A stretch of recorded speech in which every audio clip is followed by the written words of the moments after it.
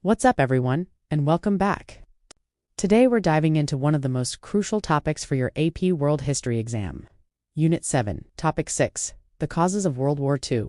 It's a complex subject, but I'm going to break it down so it's easy to remember. Ready? Let's get into it. So how did the world plunge into another global conflict just 2 decades after the war to end all wars? The story really starts with the end of the first one. The Treaty of Versailles, signed in 1919, was supposed to secure peace. Instead, it planted the seeds for the next war.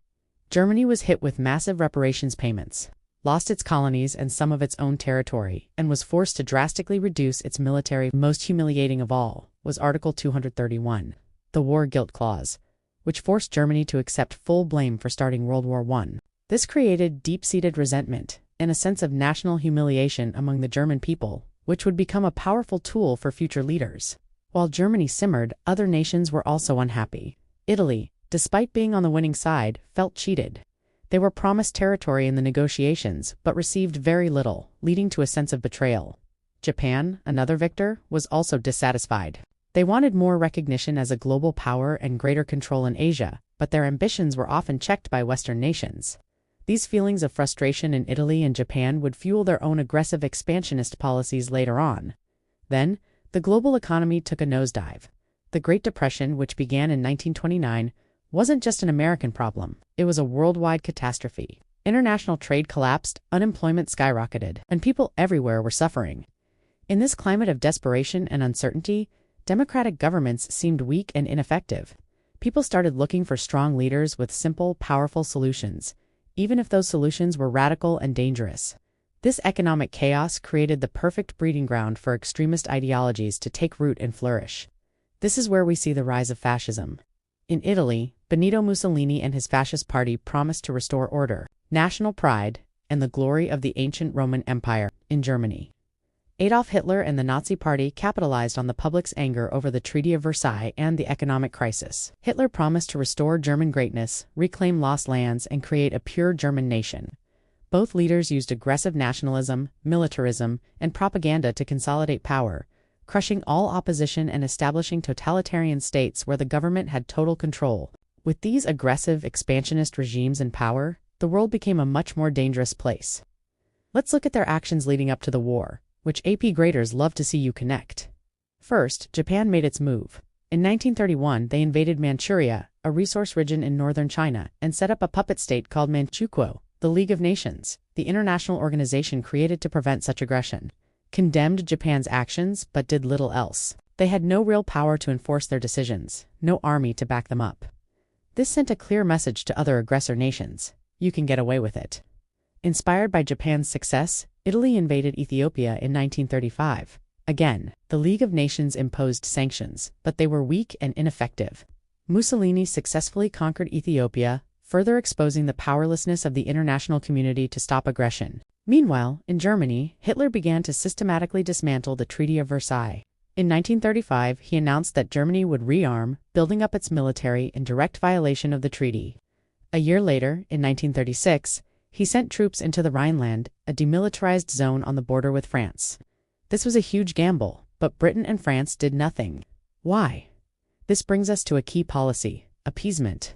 Appeasement was the policy followed primarily by Britain and France in the 1930s. Haunted by the memory of World War I, they were desperate to avoid another conflict. They believed that if they gave in to some of Hitler's reasonable demands, he would eventually be satisfied and peace could be maintained. They gave him the Rhineland. They watched as he formed an alliance with Italy, the Rome-Berlin Axis, and later with Japan, the Anti-Comintern Pact. The ultimate test of appeasement came in 1938. Hitler demanded the Sudetenland, a region of Czechoslovakia with a large ethnic German population. At the Munich Conference, leaders from Britain, France, Italy, and Germany met to decide Czechoslovakia's fate. Notably, Czechoslovakia itself wasn't invited. Britain and France agreed to give Hitler the Sudetenland in exchange for his promise that he had no more territorial ambitions. The British Prime Minister, Neville Chamberlain, returned home famously declaring he had secured peace for our time. Of course, that peace was short-lived. Hitler had no intention of stopping. In March 1939, he broke his promise and invaded the rest of Czechoslovakia. This was the turning point. It finally became clear to Britain and France that Hitler could not be trusted and that his ambitions were limitless. The policy of appeasement had failed. They pledged to defend Poland, which they correctly assumed would be Hitler's next target. Just before the final act, there was one more shocking twist. In August 1939, the world was stunned when archenemies Nazi Germany and the Communist Soviet Union signed the Molotov-Ribbentrop Pact, a non-aggression treaty. They publicly promised not to attack each other, but secretly they agreed to divide Poland and the rest of Eastern Europe between them. This pact was a strategic masterstroke for Hitler. It neutralized the Soviet Union, meaning Germany wouldn't have to fight a two-front war, at least not initially. With the Soviet Union on the sidelines, the path was clear. On September 1, 1939, German forces invaded Poland. This was the final straw. 2 days later, on September 3, Britain and France declared war on Germany. World War II had begun. So, to recap for your essays, the causes are a chain reaction. The harsh terms of the Treaty of Versailles created resentment. The Great Depression created economic instability, allowing fascist and militaristic regimes to rise in Germany, Italy, and Japan. The failure of international institutions like the League of Nations and the policy of appeasement by Britain and France emboldened these aggressor states. A series of aggressive actions Japan and Manchuria, Italy and Ethiopia, and Germany's rearmament and expansion went unchecked. Finally, the invasion of Poland triggered the declarations of war, starting the deadliest conflict in human history. Understanding these interconnected causes is key to acing your DBQs and LEQs on this topic. Make sure you can explain not just what happened, but why it happened and how one event led to the next. Thanks for watching. I hope this breakdown helps you feel more confident about this topic.